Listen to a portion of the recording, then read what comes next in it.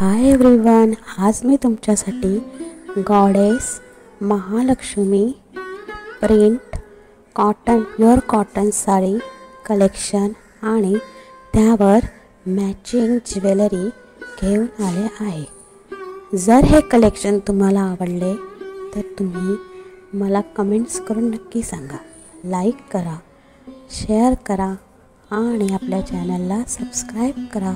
Thanks for watching.